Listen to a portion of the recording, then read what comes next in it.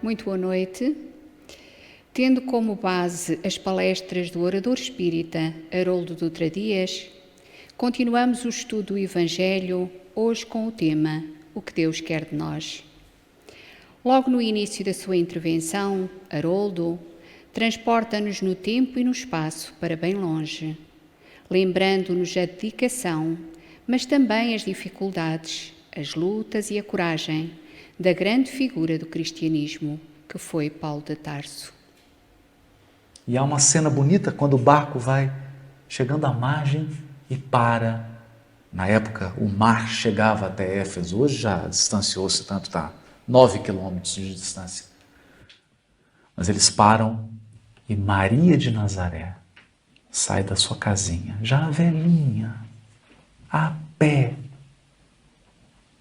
e vai até a beirada da praia para se despedir de Paulo.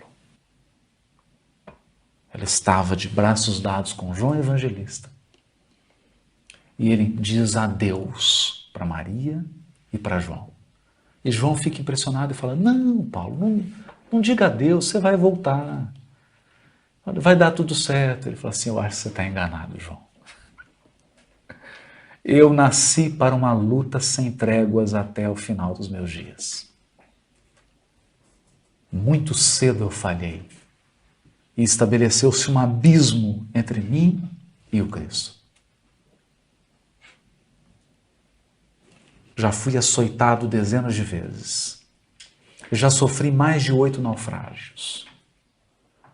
Todos os lugares que eu vou pregar, eu não saio sem apedrejamento e sem prisão. Nem mesmo no bojo de uma embarcação eu tenho conseguido ter paz. Mas aprendi a serenidade interior.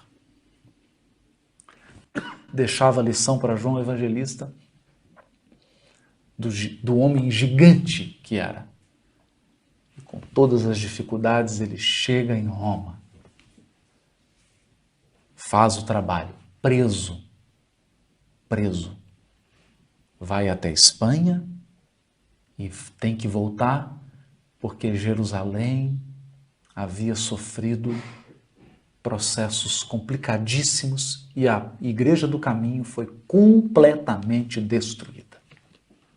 Simão Pedro teve que fugir de Jerusalém para Roma. E o que faz Paulo? Volta da viagem para Roma, chama os amigos e diz, nós não podemos desamparar Simão Pedro. Consegue uma casinha para Simão Pedro, consegue um lugar para ele trabalhar. Era um gigante. Que homem é esse? No momento em que João Evangelista está preso, ele vai até a esposa de César. Todos os cristãos criticando ele. Criticando. E isso é interessante. Companheiros de trabalho que estavam ao lado dele não entendiam as suas atitudes. E isso é importante, porque às vezes nós queremos realizar um trabalho espírita e contar com a compreensão dos outros. Nem sempre isso é possível. Por isso nós temos que estar em conexão com as forças superiores e muito conscientes de qual é o nosso papel. Porque tem coisas que você vai fazer que ninguém vai compreender. E ele foi até a mulher de Nero, conseguiu a libertação de João, foi criticado e ele simplesmente respondeu, João possui uma missão em Éfeso. Ele não pode ficar preso. Mas para ele mesmo, não pediu nada. Para ele não pediu nenhum favor. Havia compreendido tudo. Compreendido com serenidade como que a vida se processa. E muitos de nós perguntam, será que essa não é uma história de gigantes? Será que essa não é uma história de espíritos iluminados? O que isso tem a ver comigo? Mas Paulo não nasceu gigante. Paulo não nasceu iluminado. Ele se iluminou na tarefa. Ele se agigantou durante a tarefa. Todos eram homens e mulheres como nós, cheios de dificuldades, de desafios. Mas como é que a vida se revela? A vida se revela aos poucos. Aos poucos. Por quê? Porque a vida é um jogo vivo. É muito vivo. É muito dinâmico. Onde tem um ser humano, tem um universo.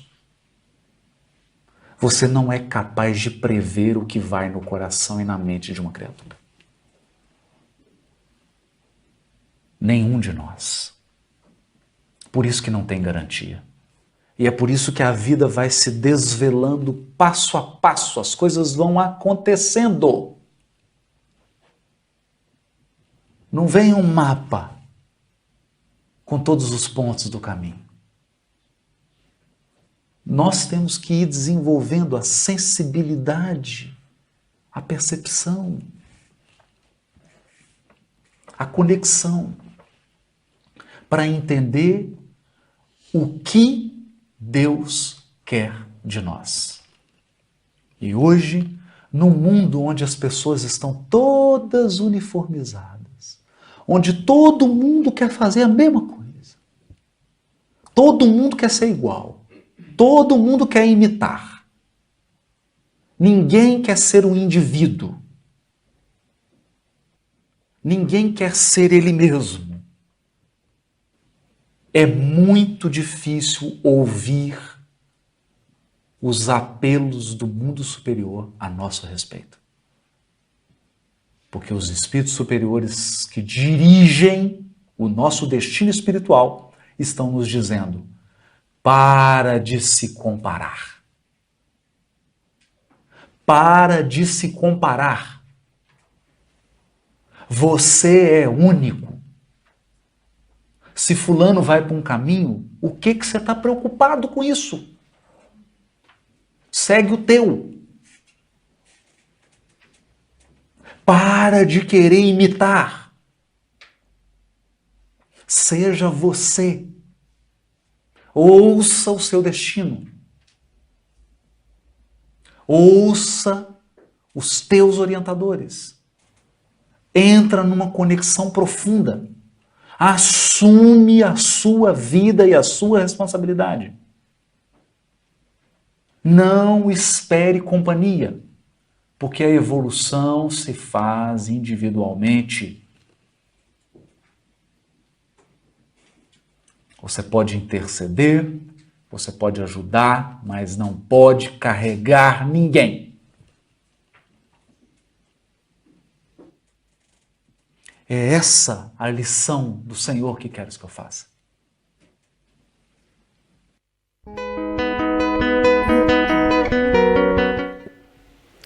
A questão 918 do Livro dos Espíritos é a seguinte: por que indícios se pode reconhecer em um homem o progresso real que lhe elevará o espírito?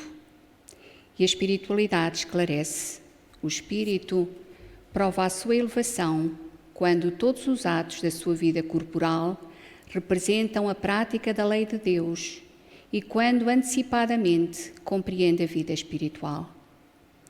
E Kardec completa: verdadeiramente o homem de bem é o que pratica a lei de justiça, amor e caridade na sua maior pureza.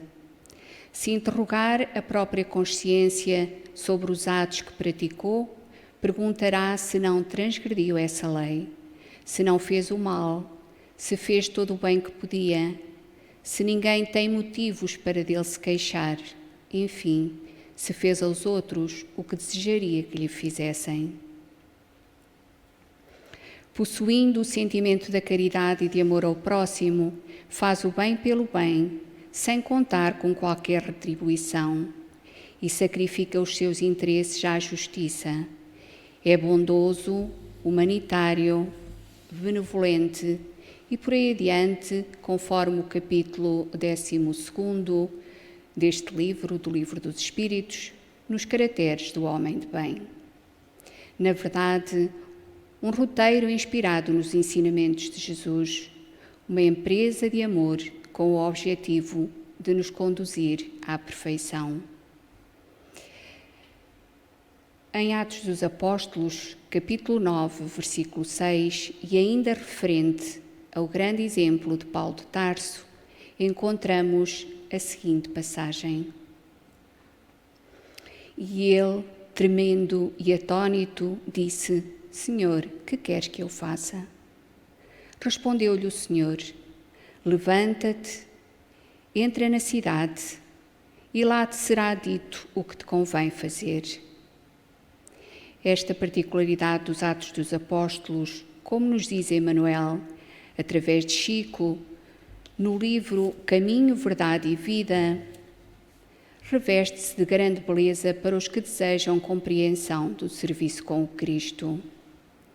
Se o Mestre aparecer ao rabino apaixonado de Jerusalém, no esplendor da luz divina e imortal, se lhe dirigir a palavras diretas e inolvidáveis ao coração, porque não terminou o esclarecimento, recomendando-lhe, ao invés disso, entrar em Damasco, a fim de ouvir o que lhe convinha saber. É que a lei da cooperação entre os homens é o grande e generoso princípio através do qual Jesus segue, de perto, a humanidade inteira, pelos canais da inspiração. O Mestre ensina os discípulos e consola-os através deles próprios. Quanto mais o aprendiz lhe alcança a esfera de influenciação, mais habilitado estará para constituir-se em seu instrumento fiel e justo.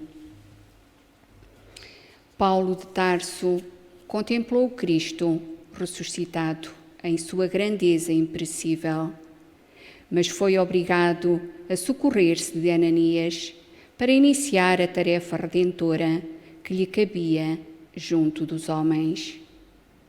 E continua Emmanuel: essa lição deveria ser bem aproveitada pelos companheiros que esperam a morte do corpo, suplicando transferência para os mundos superiores, tão somente por haverem ouvido maravilhosas descrições dos mensageiros divinos. Meditando o ensinamento, perguntai a vós próprios o que fariam nas esferas mais altas, se ainda não se apropriaram dos valores educativos que a Terra lhes pode oferecer. Mais razoável, pois, se levanta do passado e penetra em a luta edificante de cada dia na Terra, porquanto, no trabalho sincero da cooperação fraternal, receberão de Jesus o esclarecimento acerca do que lhes convém fazer. E assim, pondo em prática as características dos homens e das mulheres de bem, possamos envolver-nos no trabalho sincero da cooperação fraternal, enriquecendo o coração e a mente de experiências bem-sucedidas, a fim de que a bagagem de regresso à vida espiritual seja muito maior do que quando adentramos os portais da atual vida física. Dessa forma, estaremos com toda a certeza conseguindo o que Deus quer de nós. Muita paz.